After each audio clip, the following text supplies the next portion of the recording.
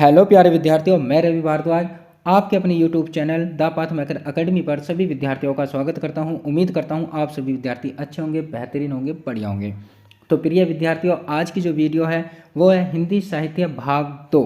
यदि बात करें भाग 1 की, तो भाग 1 पिछली वीडियो में हम पढ़ चुके हैं। यदि भाई जो बच्चा इस भाग पर इस वीडियो को देख रहा है तो प्लीज़ यदि भाग 1 देखना हो तो इस यूट्यूब चैनल पर पिछली वीडियो पर जाएं। ठीक, प्ले लिस्ट में नहीं पड़ी है, पब्लिक पड़ी है, तो जाकर उस वीडियो को देख सकते हैं। बहुत अच्छी तरीके से और बहुत अच्छा कंटेंट हमने लिया है। आज भाग 2 की बात करते हैं। आइए वीडियो की शुरुआत करते हैं समय को बर्बाद ना करते हुए। तो भाई बस छोटी सी रिक्वेस्ट है, यदि इस चैनल पर नए आए हो तो प्लीज़ इस चैनल को सब्सक्राइब कर लीजिए ताकि आपको नई वीडियो का नोटिफिकेशन मिल सके। ठीक है भैया। अब सबसे पहले यदि हम बात करें भाग 2 की, तो भाग 2 में हमने क्या क्या पढ़ना है? चारों काल पढ़ने हैं। चारों काल कौन कौन से भैया? नंबर 1 आदिकाल, ठीक, जिसे हम वीरगाथा काल के नाम से जानते हैं। नंबर 2 आपका उत्तर मध्यकाल। फिर नंबर 3 की बात करें पूर्व मध्यकाल। नंबर 4 की बात करें गद्यकाल, जिसे हम आधुनिक काल के नाम से जानते हैं। तो आज इन चारों काल के बारे में अच्छी प्रकार से भैया क्या है इसके बारे में पढ़ेंगे। तो सबसे पहले यदि मैं बात करूं इन कालों की, तो इन काल का विभाजन जो करा रामचंद्र शुक्ल जी के द्वारा और राम स्वरूप चतुर्वेदी जी के द्वारा किया गया। दोनों ही कवियों ने 4-4 भागों में इन्हें बांटा है। ठीक है, और उनका कालक्रम मैं आपको पिछली वीडियो में बता चुका हूँ। ठीक है भैया। तो सबसे पहले हम बात करेंगे किसकी? तो हम करेंगे आदिकाल की। यदि हम आदिकाल की बात करें तो आदिकाल जो है, आदिकाल को हम वीर गाथा काल के नाम से भी जानते हैं। ठीक है, वीर गाथा काल, सिद्ध सामंत काल, चारण काल, प्रारंभिक काल, बीजप्पन काल आदि नामों से भी जाना जाता है। अब प्रश्न देखिए किस प्रकार से एग्जामिनर पूछेगा। तो एग्जामिनर जो पूछेगा भैया वो आपसे पूछेगा कि वीर गाथा काल के नाम से किस काल को जाना जाता है? आदिकाल या पूर्व मध्यकाल या उत्तर मध्यकाल या गद्यकाल? तो 4 विकल्प आपको देगा। सही विकल्प इसका क्या होगा? आदिकाल। या वीरगाथा काल को कह देगा कि वीरगाथा काल को किस और अन्य नाम से जाना जाता है? तो सिद्ध सामंत काल के नाम से भी जाना जाता है। तो प्रश्न वेरी वेरी इंपॉर्टेंट है और यहाँ से प्रश्न बनने के काफ़ी चांस होते हैं। ठीक, और प्रश्न चांस क्या है यार, कई बार पूछा गया है प्रश्न। ठीक है। अब नेक्स्ट यदि हम बात करें आदिकाल की प्रवृत्तियां। अब बात रही प्रवृत्तियां होता क्या? देखिए, प्रवृत्तियां का मतलब होता आदिकाल का जो झुकाव था उस समय में कहाँ कहाँ किन किन बातों पर रहा। तो सबसे पहले यदि नंबर 1 की बात करें तो आश्रयदाताओं की प्रशंसा। प्रशंसा मतलब उनकी तारीफ करी गई। अब बात रही आश्रयदाता कहते किसे हैं? तो आश्रयदाता कहते हैं शरण देने वाला। जब भी जिसने वहां शरण दी इस काल में उनकी प्रशंसा हुई है। नंबर 2 यदि हम बात करें नंबर 2 युद्धों के सुंदर और सजीव चित्रण को दर्शाया गया। मतलब जितने भी युद्ध इस काल में लड़े गए हैं, ठीक, उनका सुंदर और सजीव, सजीव का मतलब जीता जीता जागता, उनका क्या है? चित्रण किया गया है। नंबर 3 की यदि बात करें आदिकालीन साहित्य का प्रमुख रस वीर रस है। वेरी वेरी इंपॉर्टेंट पर्सन परीक्षा की दृष्टि से। भाई ये ऐसा कंटेंट है शायद ही आपको यूट्यूब पे इस प्रकार का कंटेंट मिला है। ठीक है, क्योंकि जो हिंदी में पढ़ा रहा हूँ और हिंदी में भी साहित्य का जो भाग है बिल्कुल डिटेल में डिस्क्रिप्टेड, फिर उसके बाद प्रश्नों की एक सीरीज होगी, उसका क्रम वाइज आपको प्रश्न बताए जाएंगे। प्रश्नों का उत्तर आपको भी बताना है और मैं तो खैर बताऊंगा ही बताऊंगा। ठीक है, तो पीडीएफ उसके बाद में मैं आपको प्रोवाइड करा दूंगा। यदि वीडियो अच्छी लगे तो भाई कमेंट करके ज़रूर बतावें, क्योंकि इससे टीचर का क्या है? मनोबल बढ़ता है, और मनोबल बढ़ेगा तो आपको नई नई अच्छी प्रकार की वीडियो आपको यूट्यूब पर अपलोड करी जाएगी। ठीक है मेरे भाई। अब वीर रस प्रश्न किस प्रकार से बनेगा कि वीर रस किस काल से संबंधित है? तो किस काल से संबंधित है? आदिकाल से। फिर उसके बाद साथ साथ श्रृंगार रस का भी वर्णन मिलता है। देखिए, प्रश्न वीर रस का स्थायी भाव भी पूछ लेता है। यदि मैं स्थायी भाव की बात करूं तो स्थायी भाव वीर रस का क्या होगा? उत्साह होगा। क्या होगा? उत्साह। सभी बच्चों को पता होगी, ये काफी बार परीक्षा में पूछा गया प्रश्न है। उसके बाद श्रृंगार रस का भी वर्णन किया गया। प्रश्न किस प्रकार से बनेगा? प्रश्न बनेगा कि वीर रस के साथ साथ किस रस का भी उल्लेख आदि काल में मिलता है, या वीरगाथा काल में मिलता है, सिद्ध सामंत काल में मिलता है, चारण काल, प्रारंभिक काल या बीजप्पन काल। सभी का मतलब एक ही काल है। ठीक है, तो किसका है वर्णन मिलता है? श्रृंगार रस का। वेरी वेरी इंपॉर्टेंट प्रश्न है। ठीक है भैया। नेक्स्ट है नंबर 4 नंबर 4 की यदि हम बात करें, ऐतिहासिक के संदर्भ में कल्पना की प्रचुरता। प्रचुरता का मतलब भरपूरता। तो ऐतिहासिकता के संदर्भ में कल्पना, कल्पना मतलब इमेजिन किया गया इस काल में, ठीक है। फिर नंबर 5 की यदि हम बात करें, अप्रमाणिक रचनाएं, मतलब जिनका प्रमाण नहीं मिला है वे भी रचनाएं किस में उल्लेखित हैं, तो वे आदिकाल में। नेक्स्ट नंबर 6, सामूहिक राष्ट्रीयता का अभाव। अभाव का मतलब होता है कमी, सामूहिक का मतलब ग्रुप में, और राष्ट्रीयता आपको पता है जो 2 या 2 से अधिक मतलब समूह में रहना पसंद करता हो उसे क्या है, सामूहिक राष्ट्रीयता बोलते हैं। अब बात आती है भैया डिंगल पिंगल भाषा का प्रयोग। प्रश्न पूछा जाएगा जैसे टीजीटी हो गया, पीजीटी हो गया, क्योंकि प्रश्न यहाँ बनता है। और यूपीएससी की जो परीक्षा होती है भाई, स्पेशल यूपीएससी वालों के लिए भी बता रहा हूँ मैं, ऐसा कंटेंट बिल्कुल नहीं मिलेगा। तो मैं एक बार कह रहा हूँ भाई, इस वीडियो को जितना भी हो सके अपने ग्रुप में शेयर कर दियो, ऐसा ही साहित्य शायद आपने कहीं पढ़ा हो, ठीक है। तो यदि मैं बात करूं भैया डिंगल और पिंगल की, डिंगल पिंगल भाषा ये राजस्थानी साहित्य भाषाएं हैं। कौन सी, राजस्थानी। अब राजस्थानी के ये 2 प्रकार हैं, किसके, साहित्य के। यदि बात करूं भैया मैं डिंगल की, तो डिंगल जो है पश्चिमी राजस्थानी का साहित्यिक रूप है, किसका, राजस्थानी का। उसके बाद इसका अधिकांश साहित्य चरण, इसका जो अधिकांश साहित्य चरण है डिंगल का, वो कवियों के द्वारा लिखित है, किसके, कवियों के द्वारा। जबकि पिंगल की हम बात करें, पिंगल कहाँ है भैया, पूर्वी राजस्थानी है ये, किसका, पूर्वी राजस्थानी का साहित्यिक रूप है। और इसका अधिकांश भाग, किसका, पिंगल का अधिकांश भाग भाट जाति के कवियों द्वारा लिखित है, किसके, भाट। आपसे प्रश्न पूछ लेगा कि जो भाट जाति के कवि होते हैं उनके द्वारा किस भाषा का वर्णन किया गया है, तो किस भाषा का वर्णन किया गया है, पिंगल भाषा का। और कब किया गया है, आदिकाल में, ठीक है। अब आगे चलते हैं। आगे यदि हम बात करें, नेक्स्ट, आदिकाल का नामकरण करने वाले विद्वान, वेरी वेरी इंपॉर्टेंट प्रश्न, यहां से भी एक प्रश्न बनने का चांस है। चांस क्या, हर परीक्षा में पूछ लेता है, ठीक है। सॉरी, देखिए सबसे पहले यदि हम बात करें आचार्य हजारी प्रसाद द्विवेदी, आचार्य हजारी प्रसाद द्विवेदी जी जो थे उनके द्वारा इस काल को क्या कहा गया, आदिकाल। प्रश्न 2 तरीके से पूछेगा कि आदिकाल किस कवि द्वारा संबोधित किया गया, तो नाम क्या देना है, आचार्य हजारी प्रसाद द्विवेदी, ठीक है। और उसके बाद यदि मैं बात करूं, दूसरा प्रश्न रहेगा कि आचार्य हजारी प्रसाद द्विवेदी जी ने, ठीक, आदिकाल का नाम क्या रखा गया, आदिकाल, वीरगाथा काल, वीरकाल या कुछ और। तो आंसर क्या देना हमें भैया, आदिकाल का है, ठीक है। नेक्स्ट प्रश्न, आचार्य रामचंद्र शुक्ल जी, ये जो रामचंद्र शुक्ल है इन्होंने क्या माना है इस काल को, वीरगाथा काल। वेरी वेरी इंपॉर्टेंट प्रश्न है भैया, वेरी वेरी इंपॉर्टेंट। आपसे पूछ लेगा कि वीरगाथा काल किस कवि के द्वारा संबोधित किया गया है, तो किसके द्वारा किया गया, आचार्य रामचंद्र शुक्ल। विश्वनाथ प्रसाद जी आए, विश्वनाथ प्रसाद मिश्र ने इस काल को किस नाम से जाना भैया, वीर काल के नाम से जाना है, किस नाम से जाना है, वीर काल के नाम से। नेक्स्ट है भैया राहुल सांकृत्यानंद, राहुल सांकृत्यानंद आए, इन्होंने सिद्ध सामंत काल कहा है। जबकि फिर आए गणपति, कौन आए, गणपति चंद्रगुप्त, इन्होंने इस काल को किस नाम से कहा है, शून्य काल। फिर आए मिश्र बंधु ने, मिश्र बंधु ने इस काल को किस अन्य नाम से जाना है भैया, तो इसे जाना है प्रारंभिक काल। फिर नेक्स्ट कवि जो आए भैया, नेक्स्ट कवि आए महावीर प्रसाद द्विवेदी, महावीर प्रसाद द्विवेदी ने आदिकाल को किस नाम से कहा, बीजप्पन काल के नाम से। फिर डॉक्टर राजकुमार वर्मा जी, इन्होंने संधि काल कहा है आदिकाल को, और चारण काल कहा है, ठीक। चारण काल की यदि मैं बात करूं, चारण काल का अर्थ होता है भाट जाति का, इसका अर्थ क्या होता है, भाट जाति का व्यक्ति। फिर कवि आए ये जॉर्ज ग्रियर्सन, इन्होंने चारण काल कहा है, ठीक, संधि काल नहीं कहा है। आपसे प्रश्न 2 तरीके से पूछेगा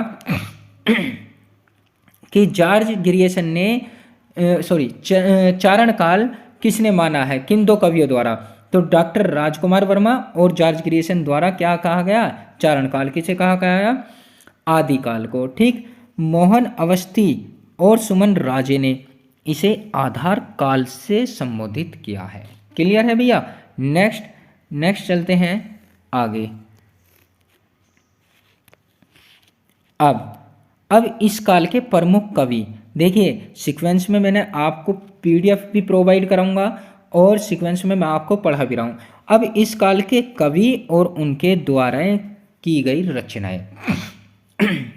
देखिए प्रश्न पूछ लेगा कि दलपति विजय किस काल से संबंधित है, तो आंसर क्या देना है आपको भैया, आदिकाल। ठीक है, नेक्स्ट है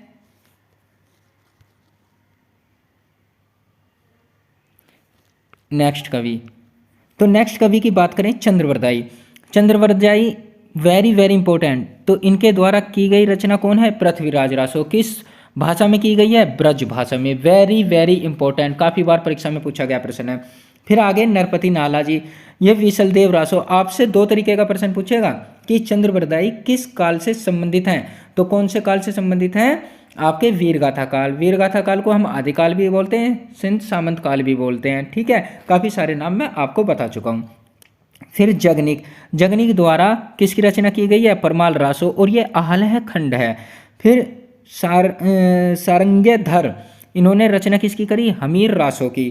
फिर नालह सिंह भाट आगे, इन्होंने किसकी रचना करी, विजयपाल रासो की। विद्यापति, वेरी वेरी इंपॉर्टेंट, यहाँ से प्रश्न बनता है और पूछा भी गया है कि विद्यापति द्वारा या कीर्तिलता किसकी रचना है, तो कीर्तिलता किसकी रचना है, विद्यापति की। तो देखिए कीर्तिलता, कीर्ति पताका, पदावली, लिखनावली, भू परिक्रमा। कीर्तिलता और कीर्ति पताका वेरी वेरी इंपॉर्टेंट परीक्षा की दृष्टि से। ठीक, काफी बार ये प्रश्न पूछे गए हैं। फिर आगे सरहप्पा। सरहप्पा ने दोहा कोश, वेरी वेरी इंपॉर्टेंट, परीक्षा में पूछा गया प्रश्न है। फिर कवि का नाम है स्वयंभू। स्वयंभू ने किस किस की रचना करी है, पौमचरियो, वेरी वेरी इंपॉर्टेंट।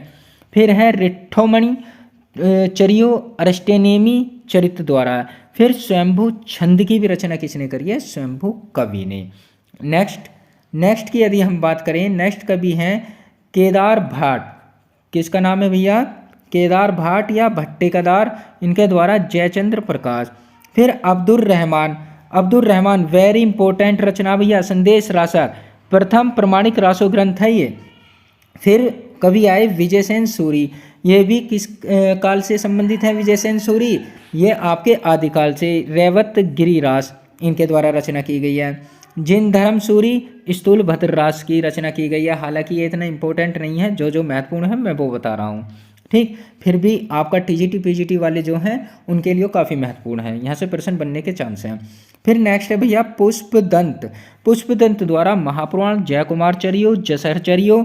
ठीक, नेक्स्ट है जिनदत्त सूरी, उनके द्वारा उपदेश रसायन रास की रचना की गई। फिर है Devsen, Devsen very very important, श्रावकाचार की रचना की गई। ये परीक्षा में पूछा गया बार बार प्रश्न है।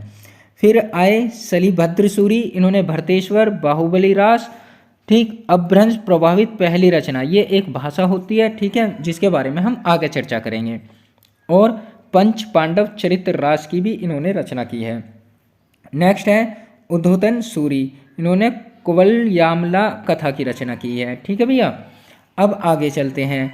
यदि हम बात करें नेक्स्ट,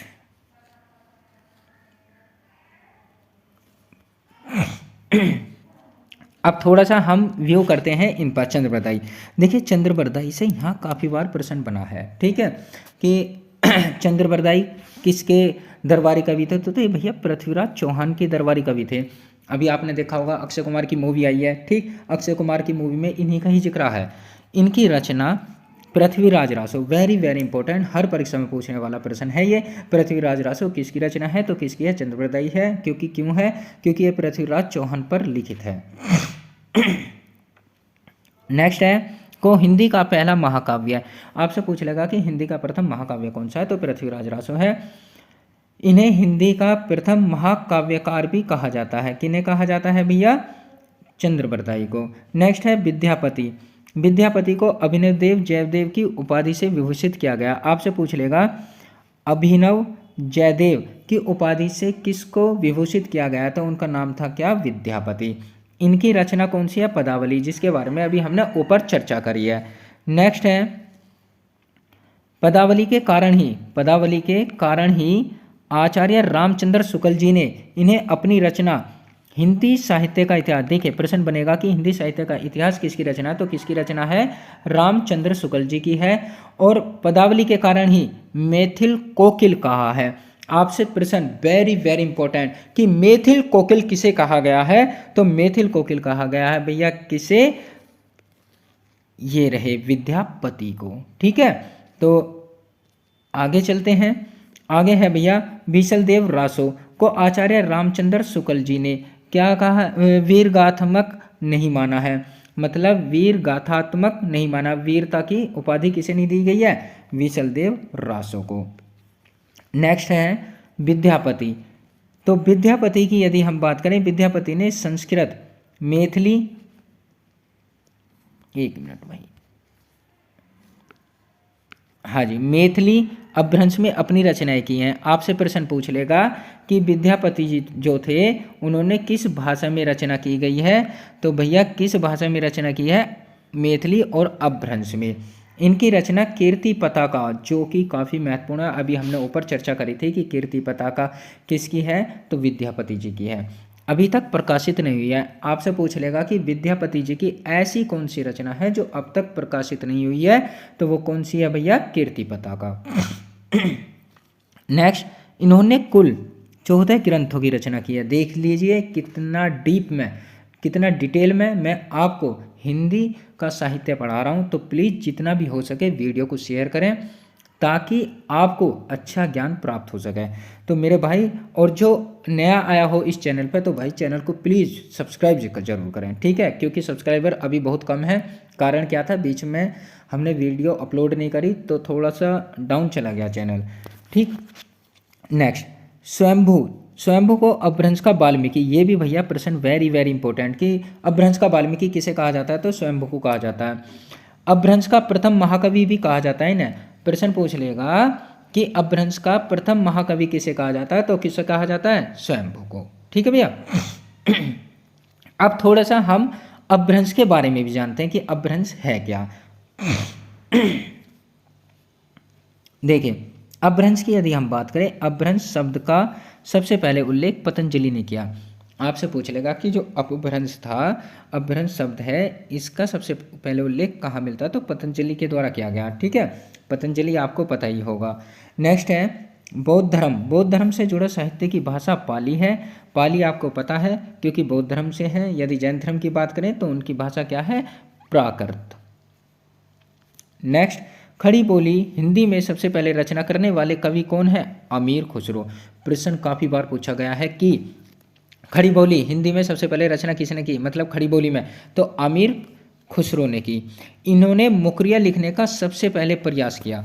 अब बात रही मुकरिया किसे कहते हैं। देखिए, यदि बात करें मुकरिया, हम उन्हें कहते हैं जो कही हुई बात से मुकर जाता है।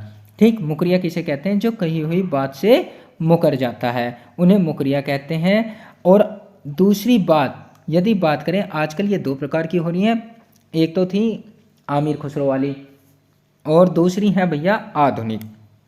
आधुनिक की बात करें, जैसे किसी पर किसी ने केस लगा दिया और बाद में आके क्या, वो मुकर गया, उसने कहा कि भाई मैंने नहीं लगाया, तो उसे क्या है, आज का आधुनिक मुकरिया बोलते हैं। नेक्स्ट, और यदि हम बात करें अमीर खुसरो की, तो अमीर खुसरो द्वारा जो कही गई थी इस प्रकार से है, तो मेरी बात सुनना।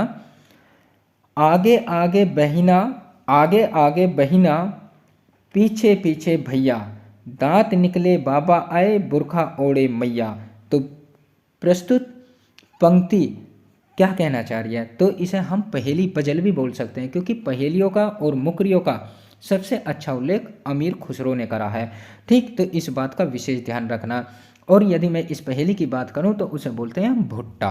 ठीक है, क्योंकि आगे आगे बहिना, आगे आगे बहिना आई, पीछे पीछे भैया, दांत निकले बाबा आए, बुरखा ओढ़े मैया। ठीक, तो भैया पहेली में इसमें क्या है, भुट्टे का जिक्र किया गया है। ठीक है, थोड़ा स्पीड हो तो कमेंट के माध्यम से भी बता सकते हैं। नेक्स्ट है ढोला मारू रा ढूहा, 11वीं शताब्दी में रचित लोक भाषा काव्य है। इस काव्य के मूल कवि कलोल हैं। तो देखिए कितना डिटेल में है भाई, कितना डिटेल में कंटेंट है। तो कंटेंट को भाई जितना भी हो सके शेयर करें, क्योंकि विद्यार्थियों को अच्छा कंटेंट मिले। नेक्स्ट है भाई लोक भाषा की यदि हम बात करें, लोक भाषा होती क्या? लोक भाषा होती है जो अपने समूह में बोली जाती हो उसे हम लोक भाषा बोलते हैं, ठीक है। नेक्स्ट है सरहप्पा को सिद्धों का प्रथम कवि, अब सिद्ध जिन्होंने सिद्धि प्राप्त कर ली हो उन्हें हम सिद्धो बोल देते हैं। तो प्रथम कवि किसे माना जाता है सिद्धों का? प्रश्न बनेगा कि सिद्धों का प्रथम कवि सरहप्पा को, ठीक। अब हिंदी के पहले कवि कौन है? ये सरहप्पा ही तो माने थे, ठीक है, जो मैं पिछली वीडियो में आपको बता चुका हूँ। सबसे पुराना कवि माना जाता है, इन्हें सहजयान या वज्रयान का प्रवर्तक भी माना जाता है। तो आपसे पूछ लेगा कि सहजयान जो है या वज्रयान के प्रवर्तक किसे माना जाता है? तो सरहप्पा को, और हिंदी के प्रथम कवि भी हैं। इनका संबंध सिद्ध साहित्य से था, ठीक है। सिद्ध साहित्य का मतलब जिन्होंने अपना सिद्धि ग्रहण कर ली हो, ठीक है। क्योंकि यदि मैं सहजयान की बात करूं तो ये बौद्ध धर्म का तांत्रिक शाखा का बड़ा केंद्र था, ठीक है। क्या? सहजयान बौद्ध धर्म का ये तांत्रिक था, कहाँ का भैया? बौद्ध धर्म का तांत्रिक शाखा का बड़ा केंद्र, मतलब वहाँ तांत्रिक विद्या चलक रही, ठीक। इस केंद्र पे जिसे भी तंत्र विद्या करवानी हो तो वहाँ चले जाओ सहजयान पे और तंत्र विद्या हो जा करिए, ठीक है भैया।